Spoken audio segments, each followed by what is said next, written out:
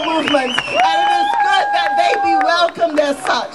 These are movements of grassroots people who are saying yes to prioritizing the caring of people and the environment and no to exploitation and brutality. And each and every one of you, every individual here, can do a lot besides being here today, from picking up and circulating petitions on the many tables present here, to wearing a t-shirt with a message, to participating in peace walks, to getting together with a small group of like-minded women and men and figuring out how together you can make a difference. No action is too small. Change will not happen without them.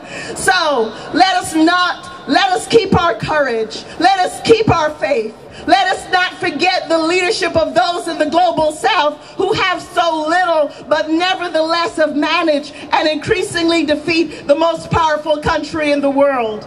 We can win. We must win. Our planet is at stake, but you know, it takes another kind of effort, one closer to what our sisters and brothers have to do to survive the U.S. military-industrial onslaught in the global south and throughout the world. We must decide to do consistent anti-war work, not once a month, but every day in every way. Let us together work to save our beautiful and precious planet. Invest in caring, not killing. Thank you very much.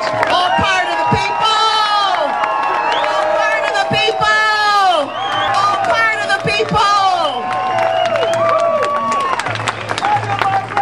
Imperialist women's movement. From the Philippines to Palestine to Haiti to Iraq, women are rising up and organizing and demanding an end to this war, an end to globalization, and full emancipation. We're here to join the voices of millions who demand that the war in Iraq and Afghanistan end now, and that all foreign troops, whether government or private, be sent home immediately. More than 10 years after the international community declared rape as a strategy of war, a crime against humanity, women are being raped in astronomical numbers in war zones. Whether it be in Iraq, Darfur, or the Congo, women are targets of rage and militarization. So let's take a moment. Let's take a moment of silence to think about all the women, to think about how their lives have been impacted, and through them, the lives of their children and their community and entire nations.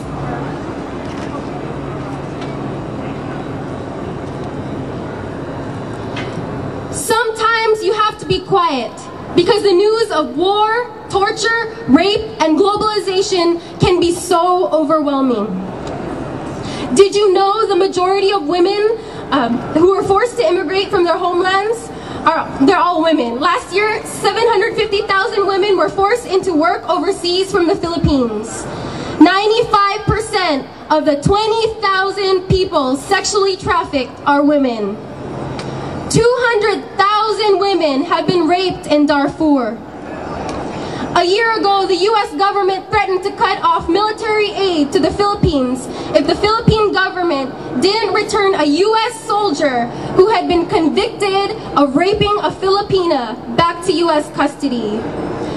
Yet the U.S. didn't threaten to cut aid when they learned that the Philippine military was responsible for killing 1,000 activists during the 6 years of President Gloria Macapagal Arroyo's regime. Instead, the U.S. is now sending thousands of troops to the Philippines and threatening to once again build permanent bases there. These are just a few things to think about. And now the time for quiet is over, and it's time to make noise. It is time for us to make so much noise that we can't be ignored. Let's build the biggest women's movement we can. Let's build a women's movement that doesn't see Hillary Clinton as our leader, but instead looks to the women of Rawa, of Gabriela, Philippines, of Global Women's Strike.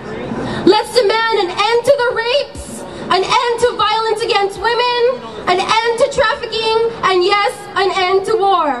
Long live the militant women's movement! Troops out now! Thank you for being here. We have to remember that this is not only a war against the Iraqi and Afghani people. It's a war against working people and families all over the world. And it is a war against us here at home.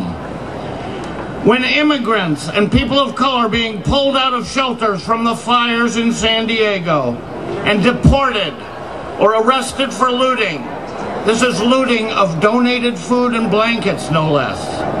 This is a war at home. We have to say no to this. Say no!